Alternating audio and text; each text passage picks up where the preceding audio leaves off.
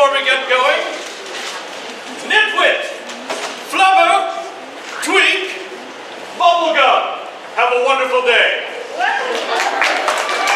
Sometimes we win, sometimes we lose. Ain't no game for fools. But if you won't find us, it goes on and on and on and on. Okay, we're going to talk about lavender a little bit. Lavender is a herb that is from the Mediterranean. You know where that is? Over by Egypt and Greece, that area. Okay, it's one of the oldest herbs that's been used too. It's many, many different species of lavender. If you have a headache, lavender will take away the headache many times, or it will calm you down.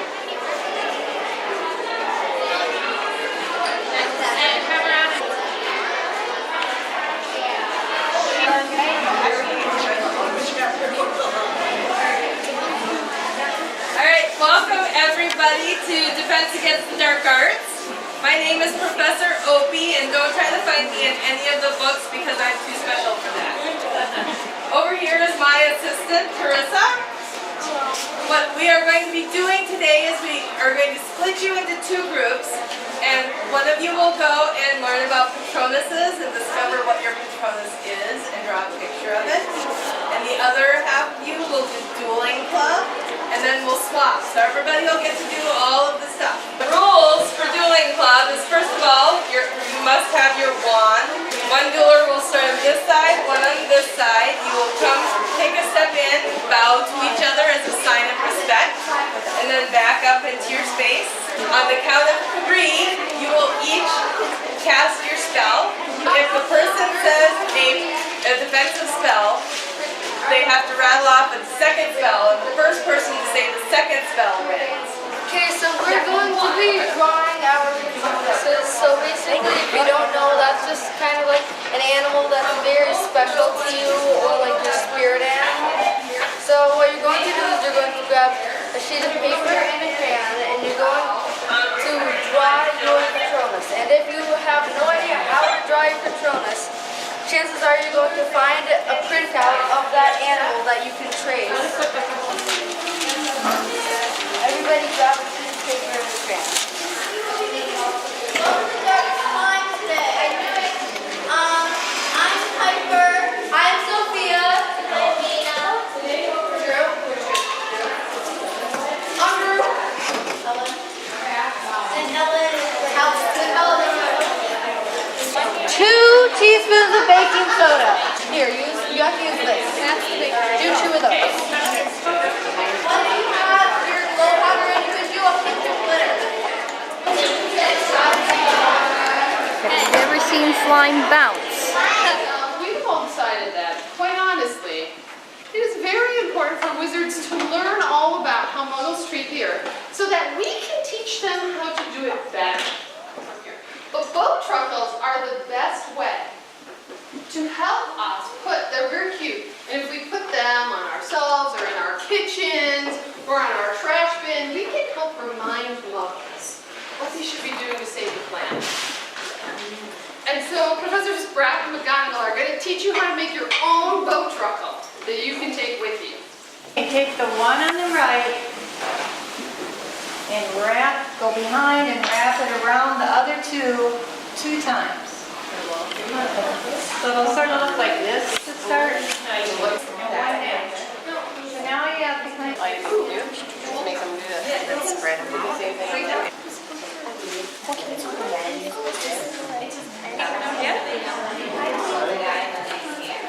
Before we split off and do our things really quick, I just want to talk really quick about what this team is. So it's called the Twin Cities Quidditch Club, and we're a community team, and there actually aren't a whole lot of community teams in the country. A lot of teams are like, they go to universities or colleges and there's a team there, right? But ours is an actual community team, which means that we have people that are students in school right now, people that are working professionals, people that are trying to figure it out a little bit. And so we're an actual community, just like you are. All right, who do we got? Hufflepuff and Ravenclaw, you're coming with me over there. Let's go. Jog with me. So, beaters. We throw the dodgeballs at each other. Now, raise your hand if you played dodgeball before in your life. Teal's trying to beat me. And I'm doing everything I can. I'm like, I'm ready for it. I'm gonna dodge it. I'm gonna dodge it. And she throws it at me, and it hits me. And in Quidditch, this is what you do. You get beat, and you're off your broom at that point. Just like in dodgeball, you're out, right? But in dodgeball, you can get back in, can't you? Same in Quidditch. Now, if that pole was one of my hoops, remember the hoops that you were just playing on over there? Yeah. You go over, you touch your hoop, you get back on. Back in the game. Does that make sense? Yeah. If a bludger hits the ground, and then it bounces up, and it hits me in the chest, I'm actually not out because it hits the ground first. Does that make sense? Yeah. And here's another thing. Watch this. Sometimes, so, it's thrown by you. It hits me. It hits Taylor. It bounces all the way over, and a feat of science beyond anything we've ever comprehended before hits Cody. And then it hits the ground. Everybody that it hit before it touched the ground is out. Ooh. I know, spooky Halloween's around the corner. Girl Scouts, what's the last thing I told you that we would learn about, but it was a little secret? The snitch. I haven't told you about the snitch yet, have I? Now, in Quidditch, in the movies, the little golden snitch, how big is it? Big or small? Small. And is it fast or slow? Fast! Exactly. Now, we unfortunately can't have a real-life magical golden snitch. I know it's sad. I'm working on it with my scientists right now. But instead, we have something even better, in my opinion. Everybody take a look at Cassandra. Cassandra, give him a spin. Yay! Do you see that little tail that Cassandra has attached to her right now? No, I can't see it. Okay, now, that, everyone, is your one and only golden snitch. And what happens is, I'm racing after Cassandra, and I'm a seeker, and I got a broom, and she's gonna try to stop me from catching the snitch. She's like, I'm not gonna let you. She's like, nope, Zane, stop trying, it's not gonna happen. But then, through a fluke of amazing prowess, and Quidditch capabilities, Cassandra accidentally looks that way. And I go, and then I've caught the snitch, and it ends the game. We're gonna give you brooms. We're going to tell you your positions, and then you're going to go. And if you're not in right away, we're going to sub you in very quickly so everybody gets a chance to play Quidditch. Does that make sense? We're going to do one round without the snitch, just so we can practice throwing and all that kind of stuff, right? And we're going to help coach you along. Make sense? And then we're going to get that snitch in there. Team, are you ready? Yeah! Team, are you ready? Awesome! Broom down. Broom down. Ready? Brooms up! Go, go, go, go, go! Let's go, awesome! Go, go, go, go! Go, she ready. Stop it! Stop it! No, don't let it do it! No! Go, go, go! Stop it!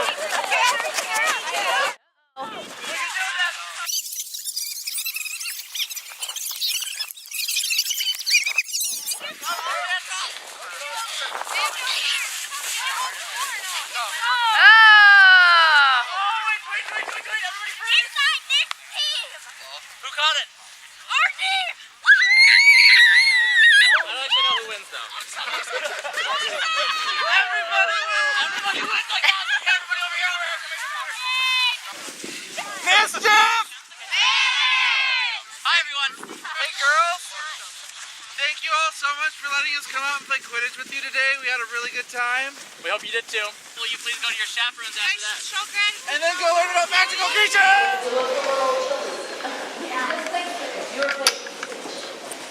Was it fun?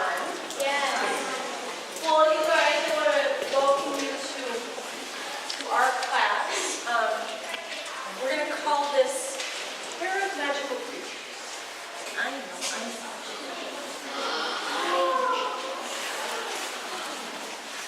Harry had a snowy owl. This is not a snowy owl. This is a great horned owl.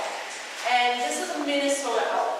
According to the state of Minnesota, this is right horned owl number 3901, which is boring. So she has a nickname. Her nickname is Annie. Annie is 35 years old. People years. Which in the owl world makes her very. But the record for human hair is 50 years. We have an animal that lived in the forest. Ron and Harry did not like this one. This is the fake one.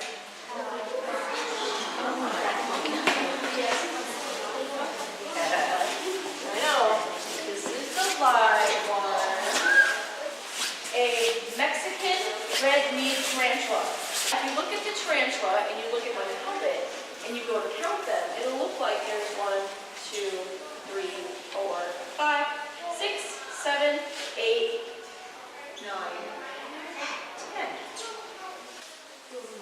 Two of our arms, spider arms. The big fancy word for the two spider arms is called a pedipalp. Tarantulas have something a lot like an eggshell. They have an exoskeleton, bones and skin on the outside of their body. If I dropped her, she would break. All right, what is she? Now, some people think they look like rats because of their tail. They don't have any fur on their tail. This is the only marsupial in Minnesota. Scout here is about 2 years and 3 months old. Oh, she's an ancient girl. The average lifespan of a possum in the wild is 18 months. Like, where in the world does Harry Potter live? England, right around London. And so in England, Scotland, and Ireland, they have hedgehogs. This guy is actually more of the kind you would find in a pet store. They're called African pygmy hedgehogs. They eat bugs. So they're going to eat snails and grasshoppers and worms and all of that stuff that maybe you don't like to see in your garden.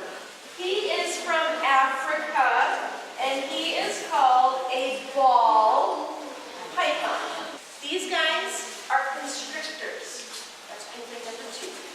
Constrictors. So what does that mean? They squeeze. Let's have a big round of applause for the Minnesota Astronomical Society. First of all, welcome tonight. We were hoping to be outside, but as you can tell, the skies have not cooperated. It's clouded up tonight. So maybe next year. I myself am a lifetime Girl Scout. I earned my Gold Award in 1981. So I'm one of you. Maybe you can grow up to be teaching astronomy out here sometime yourself. To start with, we're going to do a presentation on what's up tonight. These are the things we would be looking at if we were outside. When we sort out the things we're going to look at in the sky, we have 3 kinds of things. The near-Earth objects, that's our own planet, Earth, and things that orbit Earth. Then we have solar system objects. Those are like things in our neighborhood, things that are part of the gravity around our own sun. And then what we call deep sky objects, which are things that are outside of our solar system. Tonight, the near-Earth targets to observe, the big one is the moon. Did anybody know that today, October 28th, is National Observe the Moon Night? So it would have been a really special night to be looking at the moon. The solar system, these are things that are near to us. To ancient people, there were 5 bright stars that they could see, but they moved around in the sky differently than all the other stars. Today we know that those 5 wandering stars are really the 5 closest planets to us, which are Mercury, Venus, Mars, Jupiter, and Saturn. So if you were looking through this telescope, this is kind of what Saturn looks like. Okay? But for the past about 15 years, we've had a space probe up orbiting Saturn, and it's sent back some beautiful pictures. And this is what Saturn looks like from the Cassini mission. Okay, so what happened to Cassini is essentially it ran out of gas. The people that control it directed it to fly right straight into Saturn, to kind of end its life by probing deeper into Saturn than we've ever been before. And all the way until it crashed, it sent back information, so we'll be learning a whole lot more from Cassini as we study that data. Tonight, if we were outside looking, what we'd be looking at would be Saturn. For the early groups, Saturn sets about 8:30, so some of us might have gotten to see it just as it was setting. But the bonus tonight, Uranus and Neptune, 2 much more distant planets, and those are not naked eye planets. You need a telescope. And we had hoped to be able to look at that tonight too, so that would have been something cool. The deep sky objects, they change with the seasons. So these are what we'd be looking at. So this is the Milky Way. This is our galaxy. So it's huge. It's 100,000 light years across. Our sun is one of many stars, and we're about 2/3 of the way from the center to the outside. And that's why in the summer, when we look at the Milky Way is really bright because we're looking towards the middle and we're looking at all those stars. And then in the winter, when we see the Milky Way, it's not as bright. It's because we're looking towards the outside and there just aren't as many stars in that direction. It's honeydukes! Right foot this way. Left foot this way. You guys had tons of fun. We love having you all here because we are all diehard Harry Potter fans. And we do have a composting update. Update. So I thought you all should know that there are 14 bags of compost in my van right now. 400 sacks were donated. They're going to go to our local homeless shelter. So thank you guys for your awesome work. I would also like to give a huge round of applause for our magical creature permanent forest, Dobby. And you may have seen them, you may not have, but there are two guys who have worked really, really hard on anything you can imagine that I've told them to do all weekend. They're right there.